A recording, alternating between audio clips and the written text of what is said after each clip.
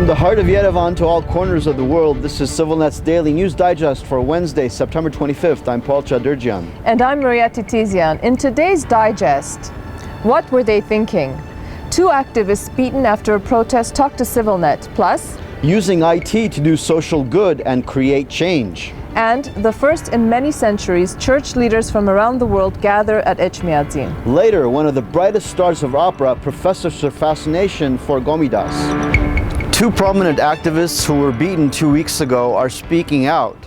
Haygag Arshamyan and Suren Sagatelian were beaten hours after Haygag attended a protest outside the Republican Party headquarters.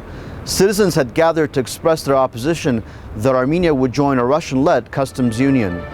This attack, I'm not taking it very personally, and I'm taking it an attack against the civil society at all in Armenia, and against all open-minded people, all people who are just thinking, who can think independently, and who are for democracy and freedom of speech. I don't understand, and I don't share the opinion that people should be quiet, should be just shut up and don't express their opinions.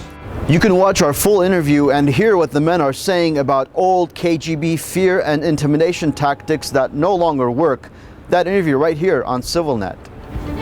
U.S. Ambassador John Heffern is also concerned with these recent attacks on activists. He met with Armenia's police chief Vladimir Kasparyan yesterday.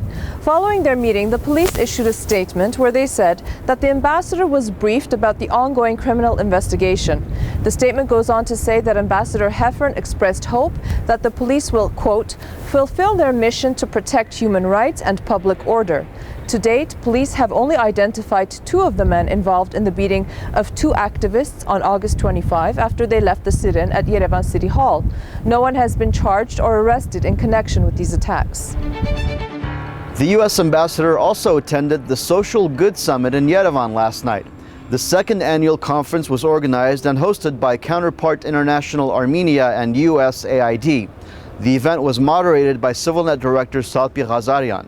If we know how to use the technology that is so readily available to us, then we've taken a leap towards solving some of the most significant issues in our lives, in our communities.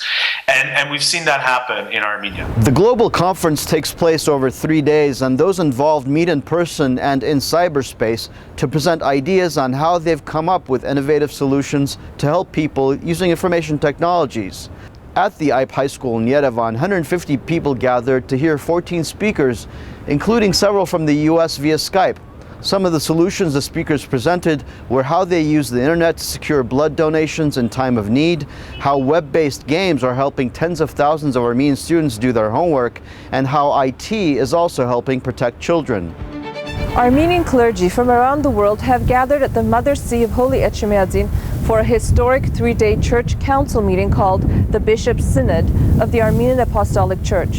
His Holiness Karekin II, the Supreme Patriarch and Catholicos of all Armenians, and His Holiness Aram I, Catholicos of the Great House of Cilicia, are presiding. This is the first time since 1441 that archbishops and bishops from both the Mother See and Cilicia are participating in the synod. President Sarkisyan also took part in the opening ceremonies. Reports of 3 committees will be presented at the council. They include the Canonical Committee, Study for Sainthood Committee, and the Ritual Committee. The Study for Sainthood Committee will work on the issue of the canonization of the victims of the Armenian genocide. After participating in the opening ceremony of the Bishop's Synod, President Sarkisyan visited Chaderjian's newly opened Rupen Sevak Museum, named after the great Armenian intellectual and martyr of the Armenian genocide. Yerevan City Mayor Daron Markaryan has set up a special committee to look into the now suspended public transportation fare hikes. Earlier this summer, there was public outcry followed by days of protests on the streets of the capital city when fares were increased from 100 dirham to 150 dirham.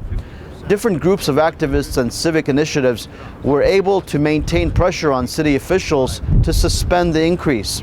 Several well-known celebrities also participated in the protests by offering free rides to passengers.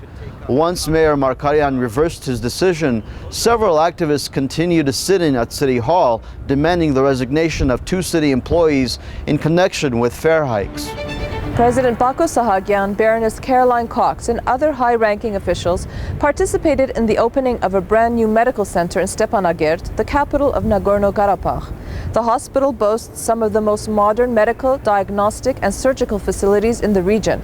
Construction, which began in 2008, was funded by Samvel Garabedyan, president of Dashir Group, to a tune of $22 million. The 10,000 square meter facility will be outfitted with new generation medical equipment and is capable of hospitalizing 136 patients. The 11th Hi-Fest International Performing Arts Festival kicks off on October 1st.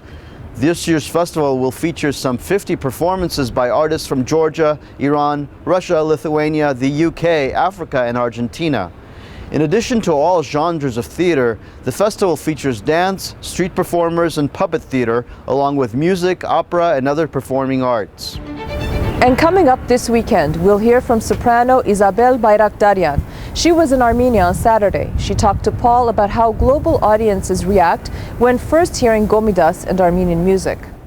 But to consistently hear audiences and critics always saying how special this group of songs were to hear for the first time, you know, it's an affirmation for me as an artist of the treasures we have in our culture. You can watch Isabel's entire interview this weekend on CivilNet. That's our digest for this Wednesday. On this blustery day on Wednesday. We want to hear from you. Our email address is english@civilnet.am. See you tomorrow.